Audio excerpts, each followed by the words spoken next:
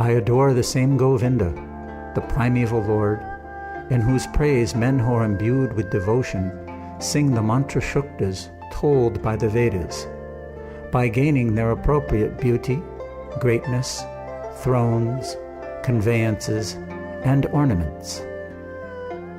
Srila Bhaktisiddhanta Saraswati's purport. In discussing Rasa, we meet with 5 kinds of devotion: Shanta, or unattached; Dasya, pertaining to reverential, willing service; Sakya, friendship; Vatsalya, parental love; and Sringara, juvenile love. The devotees surcharged with the ideas of their respective service serve Krishna eternally and ultimately reach the goal of their respective ideals. Those who are advocates of Shantaras attain the region of Brahma Paramatma, the seat of eternal peace. Those of Dasyaras get to Vaikuntha, the spiritual majestic abode of Sri Narayan.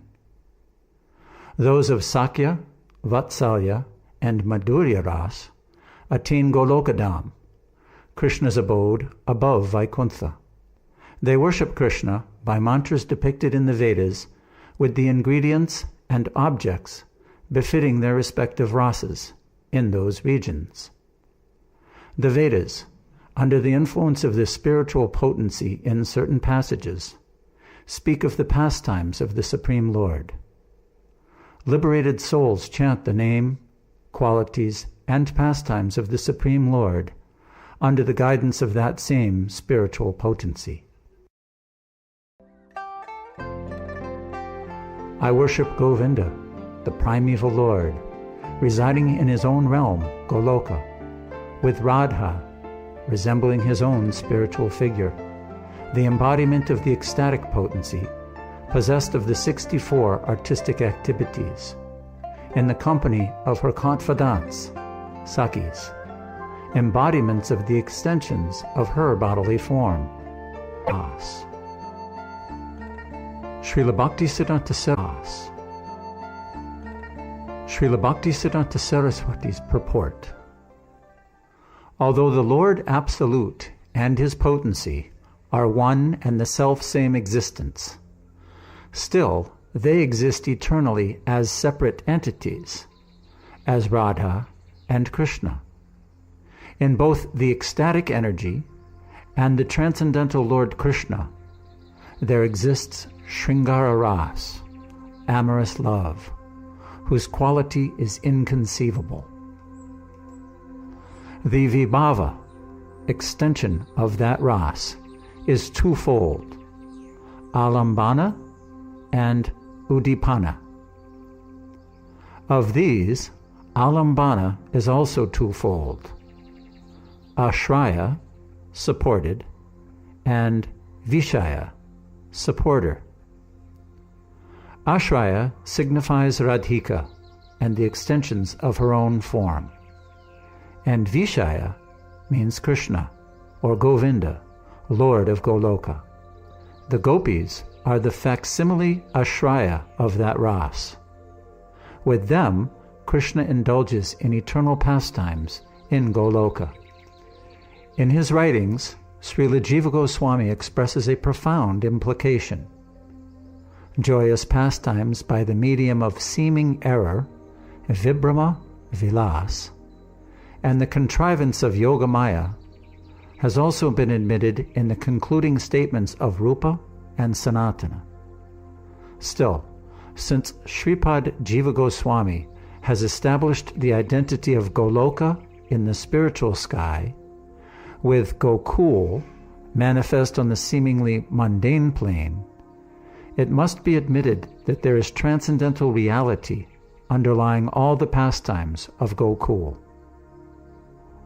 The 64 arts mentioned in this verse do in reality exist unstintedly only in Goloka.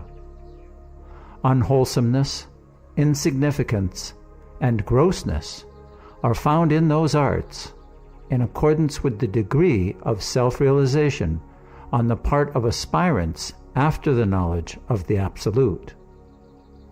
According to Srila Rupa and Srila Sanatan, all those pastimes that have been visible in Gokul, exist in all purity and freed from all tinge of limitation in Goloka. So, transcendental autocratic paramorship also exists in Goloka in inconceivable purity, judged by the same standard and reasoning. Sri Jiva, in his commentary, acknowledges the eternal paramorship of Krishna in Goloka and Gokul, and the husbandhood of Krishna in Vaikuntha and Dwarka, etc. In the Lord of Goloka and the Lord of Gokul, the character of paramorship is found in its complete form. Krishna's deliberate overstepping of his own quality of self-delightedness is caused by the desire of union with another's wedded wife. The state of being another's wedded wife is nothing but the corresponding assumed sentiment on the part of the gopis. In reality, they have no husbands with independent and separate existence. Still, their very egotistic sentiment makes them have the nature of the wedded wives of others. So all the characteristics, such as desire makes the paramour overstep the bounds of duty, etc., are eternally present in the seat of all deliciousness. In Braj, that very thing reveals itself, to an extent, in a form more tangible to persons with mundane eyes. Whatever is observable in Gokul Ras should be visible in Goloka Ras in a clearly explicit form. Hence, the distinction of paramourship and concubinage, the variegatedness of the respective rasas of all different persons, the earth, water, rivers, hills, porticos, bowers, cows, etc. All the features of Gokul exist in Goloka, disposed in an appropriate manner.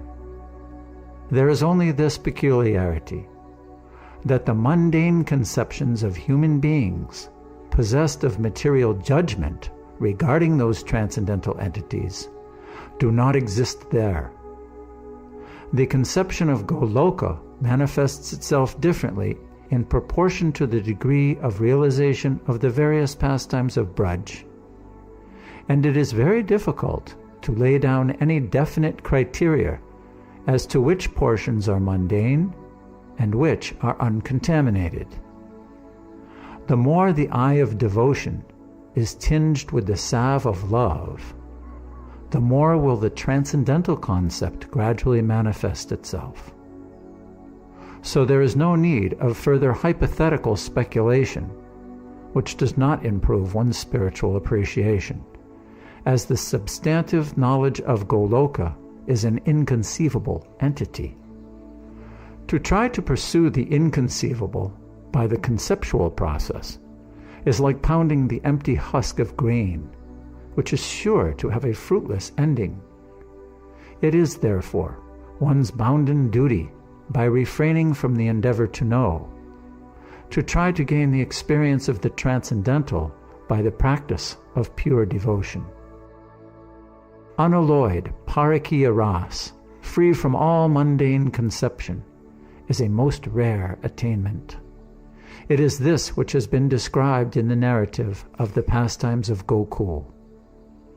Those devotees who follow the dictate of their pure, spontaneous love should base their devotional endeavors on that narrative.